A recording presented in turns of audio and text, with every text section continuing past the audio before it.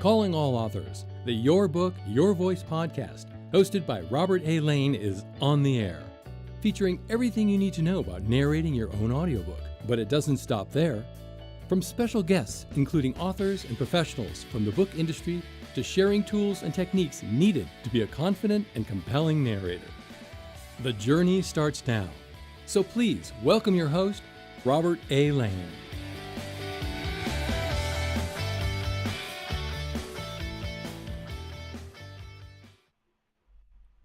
And I hope everybody's having a great day. Thank you for joining the Your Book, Your Voice podcast. Excited to have a very special guest. Sometimes I'm doing this solo. Sometimes, and this is the times that I really enjoy, is when I'm able to bring on a guest to talk about the book world and how to help you as an author attain the goals that you want to achieve, both in writing and, of course, turning it into an audiobook as well. So I'd like to welcome to the show Robert Gaines. Now, Robert is not only an author, but you are an entrepreneur. You are a podcaster. You're doing a lot of great things, helping authors with publishing their books. And that's a really great thing that you're doing. So thank you, Robert, for joining the podcast today. Thank you, Robert. Always a pleasure talking to you. I always appreciate your time.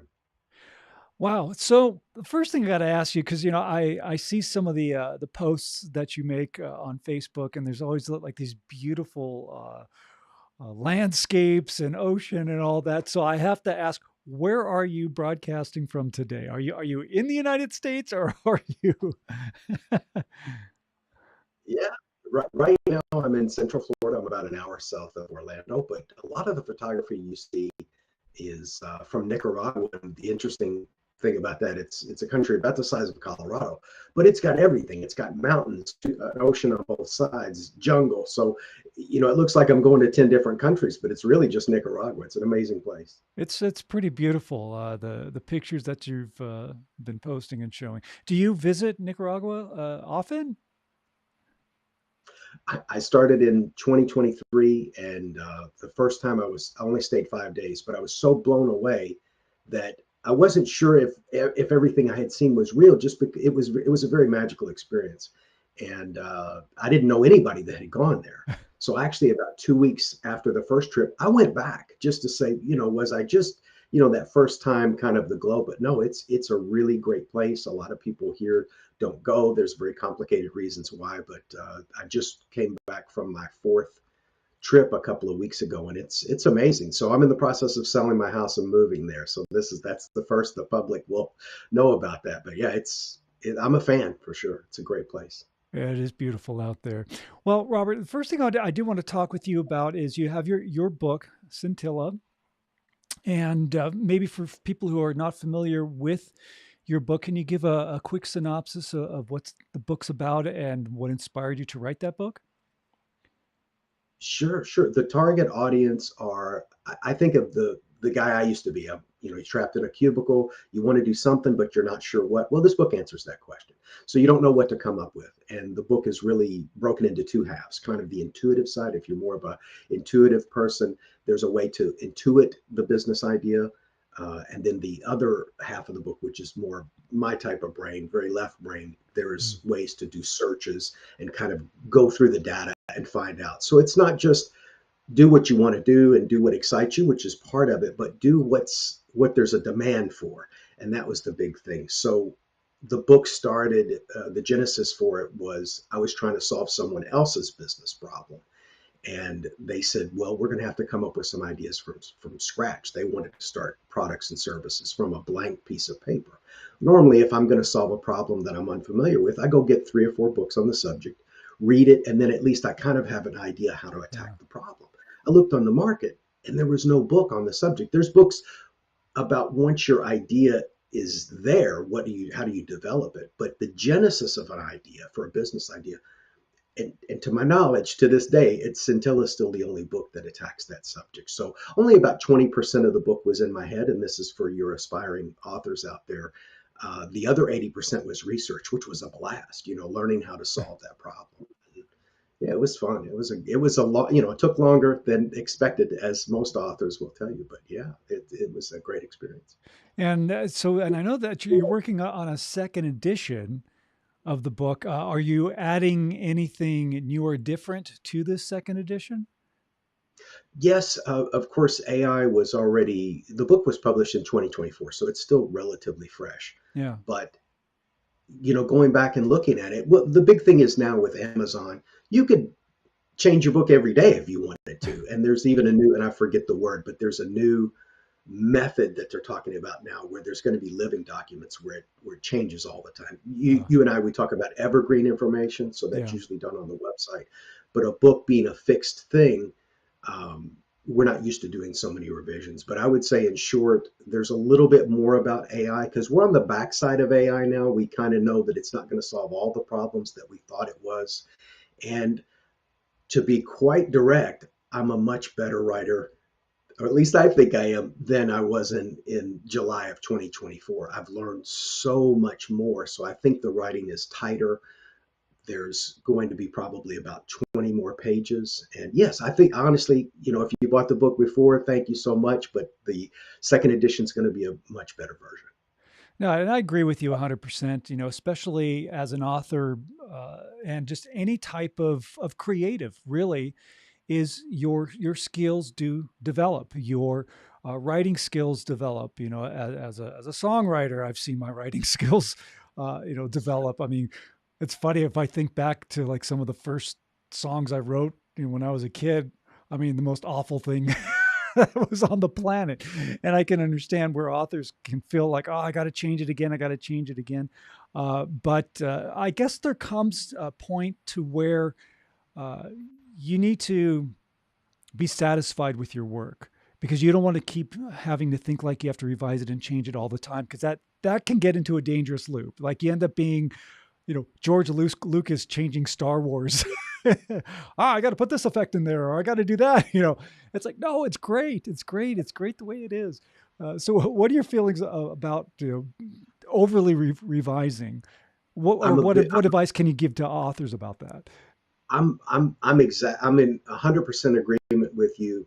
When I read Jeff Walker's book Launch, which I think it's in my top 10 favorite business books, Mm-hmm. he didn't invent the concept, but he talks about the minimally viable product. In other words, where can you get it to a point where it's out there? And I did that the first time. But again, with Amazon and KDP, and it's so much easier to publish than it was 10 years ago, especially if you're self-publishing.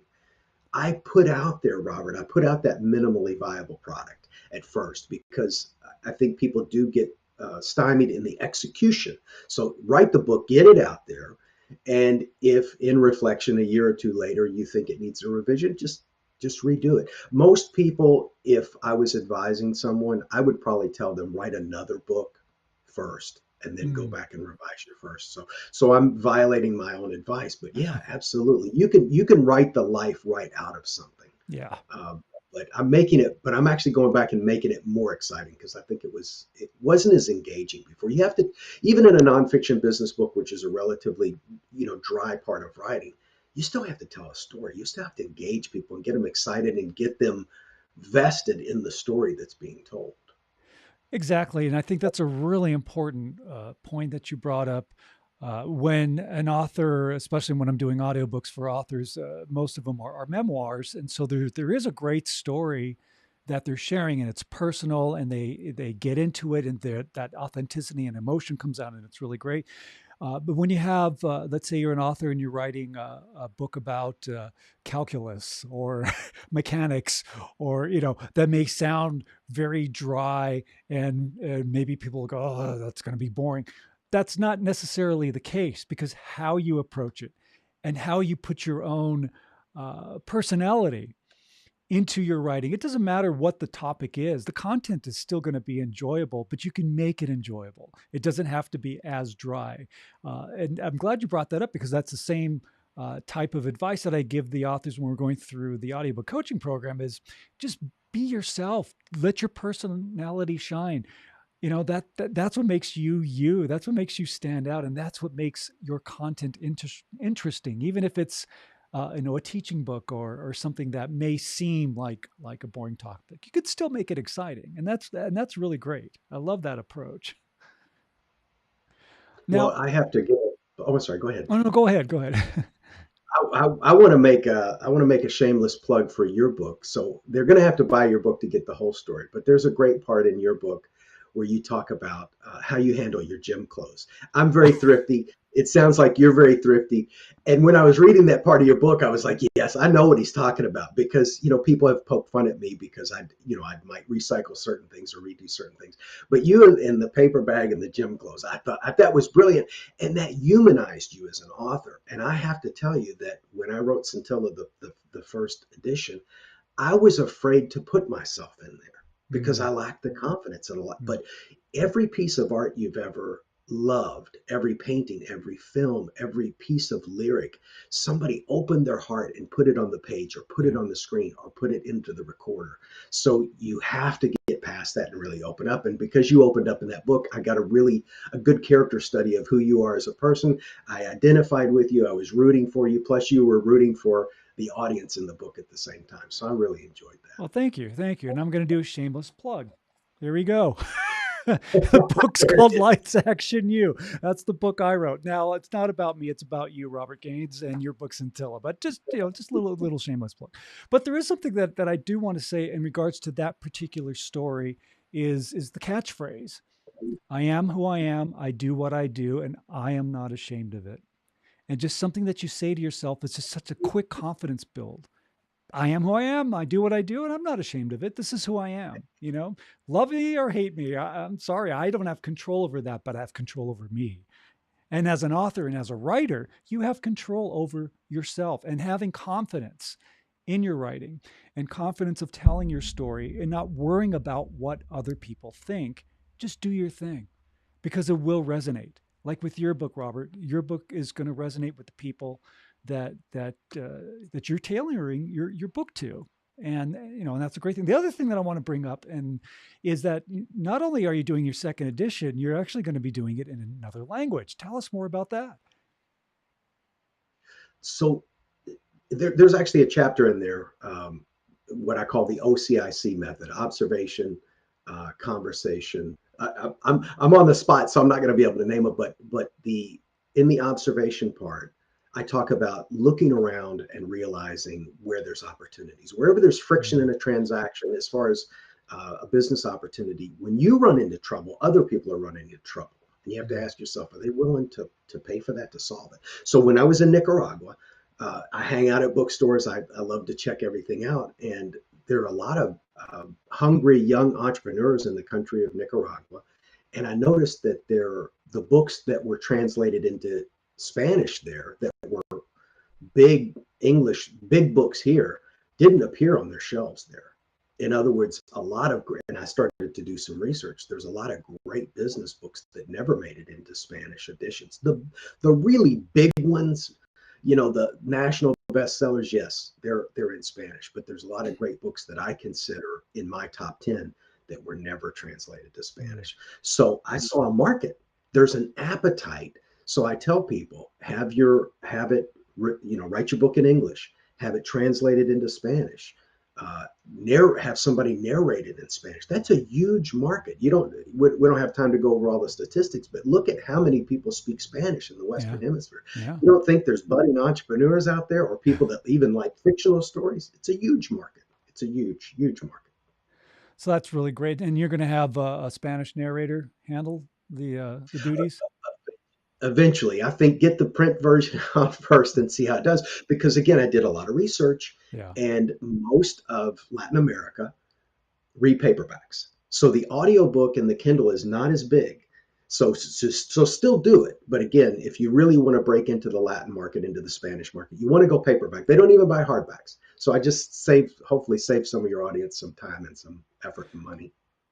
Yeah, that's great. And you know what? Maybe this can be the catalyst of getting more people in the Spanish market to look into audiobooks. And I could see that, like it's not being catered enough to that market. So let's get it out there. That's a really great idea. I'm really glad you're doing that. Now you have you've started this Facebook group which has been going on for a little while. It's LATAMIP Book Launch and Writing Lab is what it's called. Um, how did that come about, and why did you open this group up for authors? My evil plan, for the future is I'd really like to publish Spanish first nonfiction business books. So really, I'm on the prowl for really good manuscripts. Now I'm not fluent in Spanish, but I do want to work with people. So I wanted to create a place to attract authors and potential authors and help them cultivate that talent. And of course, along me providing all of that free and resources, I'd really love to identify somebody that I could say, hey, look, I know you're worried about the cost of buying a copy. Let me handle all that. Let me handle the intellectual property. Let's work together. So I really want to sign up some authors and truly be a publisher in kind of the older formal sense of the word. And this Facebook group is open to the public, correct? That's correct. Absolutely. And LATAM, of course, is Latin American. IP is intellectual property. I'm not great at naming things, Rob. Pretty technical, but the resources are free. I'm sharing my experience when I went through my book. I'm sharing the experience of going through a second time, doing a second edition. I talk about ACX, which you know very well about, Yeah. uploading the audiobooks. So I'm walking people through my process. And there are other published authors in that group as well. Yourself and Mike Drive have books out there on the market. Yeah, and the other thing that I notice what you do in that group is that, I mean, you share more information. It's not just, some groups are like, this is how you do this and this is how you do that. And that's fine. That information is good. But you share some statistics, you share some other things that make this Facebook group even more enjoyable and very much more informational. So that's another really, really good thing that you're doing. One more thing that I do want to touch on the podcast here. By the way, my very special guest is Robert Gaines, and we're talking about his book Scintilla, which is available on Amazon. There will be a link in the description, of course, on the Robert Lane Coaching YouTube channel, where you can click and follow Robert Gaines, and go to that Facebook group and join that as well. Now, let's talk a little bit about VAs, virtual assistants. Now, I know that you had recently did something with Upwork. Can you talk a little bit more about that? And maybe for some people, especially for authors, why would you need a VA? And maybe when would be the right time to get a VA? Great question. So everything changed for me. A lot of people know I'm an insurance adjuster. I'm also a fraud investigator. So I've been in the insurance industry a long time. So that was my day job. But I made the mistake of talking to a fellow entrepreneur we talked for about a year, and he kind of got me back into wanting to start a business and doing things. He woke me up. And then in fall of 2023, I read Dan Martell's landmark book, Buy Back Your Time, because I was working 60 hours a week. So there was no additional time to launch a podcast or to write a book, all of these things that I've thought that I wanted to do, run a mastermind group. And Dan Martell really lays out exactly when and what tasks you start to farm out as a virtual assistant. So obviously it's the minor tasks first, and then you cultivate that talent up. But I couldn't be in two places at once, Robert. So I looked around. I wasn't really pleased with Fiverr. I got on there and it was a different vibe. I didn't dig it. So I went to Upwork and I went through, this is the most important part. I went through 4 VAs. You have to run the numbers. You think about a babysitter. You're not just going to bring the first person in. You're going to make some mistakes. You've got to figure out who's going to help you. Yeah. And then I got to Caroline Madriz, who's still with me today. We've been working together over a year.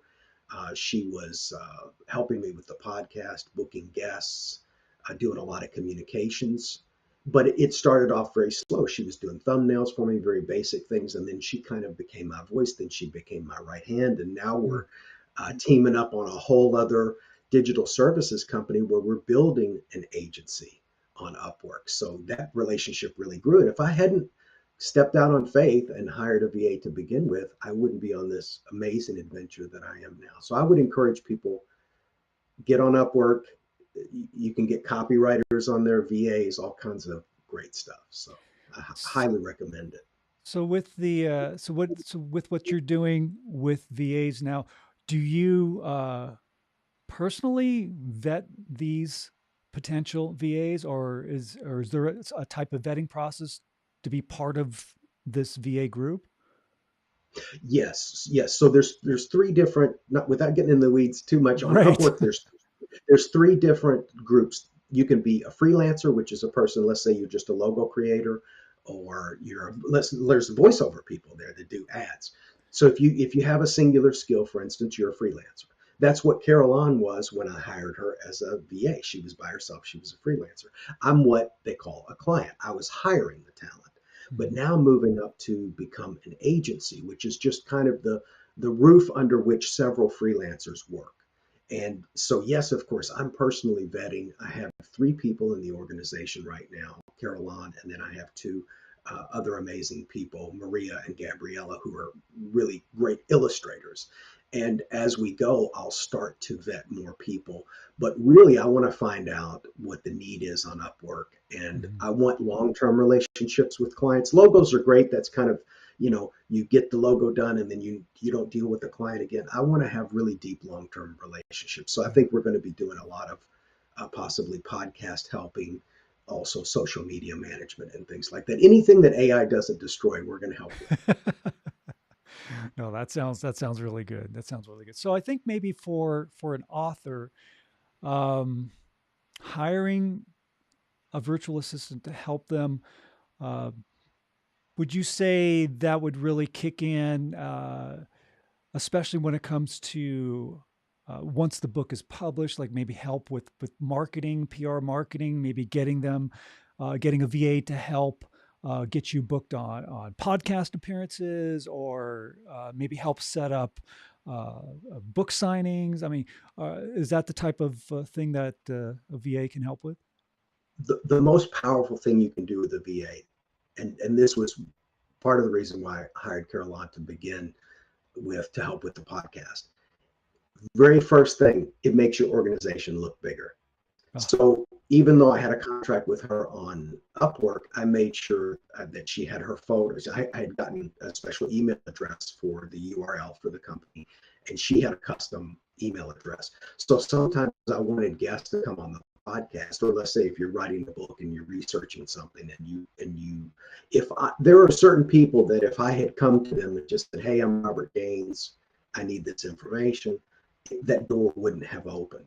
But the fact that Carol Ann sends an email and her photos at the bottom and all of her, and she's the assistant for Robert Gaines, like, whoa, who is this Robert Gaines guy? And I hate to put it that way, but so much of things out there are about how it looks. And when somebody has an assistant, it's like, wow, maybe I should talk to Robert on his podcast because he seems to have his stuff together. So just the appearance, it's a much more professional appearance when you have people. And plus, I can be in two places at one time. I could be at my day job earning money, and Carol Ann is inviting guests. But you're right. I mean, a virtual assistant can do anything, especially the things that they already have a background in. And it's very cost effective. It's shockingly cost effective. Yeah, that's great. That is great advice. Absolutely.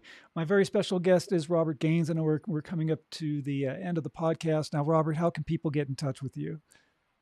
Yes, of course, I'm a big on Facebook. I'm spending a lot more time on LinkedIn. The book Scintilla, of course, as you said, is on Amazon. Probably the best way is just to find me on Facebook or LinkedIn, Robert W. Gaines. I'm listed at Orlando, Florida. I could give you some URLs, but come join me on Facebook or LinkedIn. We'll get you in that writers group if people are interested in that. And you can also find me on Upwork. The company there is LATAM, LATAM Digital Services, if you need some help. Awesome. And what about, can people still go to freetimemastermind.com? That is still there. Absolutely. Okay. And there's a button there that you can click to get to the more book information as well. Perfect. All right. We'll definitely have that in the description here as well. So Robert, thank you so much for sharing your insight and for helping authors. I love the fact that you got this Facebook group, you got a place for people to go to get good information, whether you're starting your author journey or maybe you are a published author and you just want to get more information and just connect. Connect with people, network with people. It's a great opportunity that you've presented. So thank you for that.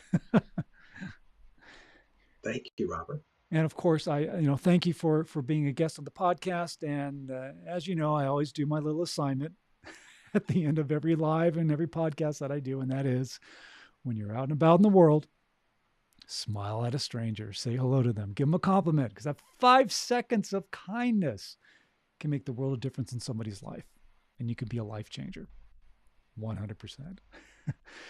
This is the Your Book, Your Voice podcast. Again, my very special guest has been Robert Gaines. Go to freetimemastermind.com. That's the thing that I remember right away. So I'm going to talk about that. It will be in the description. And again, join us for another episode. And by the way, if you are an author and you're interested in pursuing turning your book into an audiobook, you can always reach out to me at robertlanecoaching.com. All right, my friends, have a great week. We'll be talking to you on another edition of the Your Book, Your Voice podcast. Take care.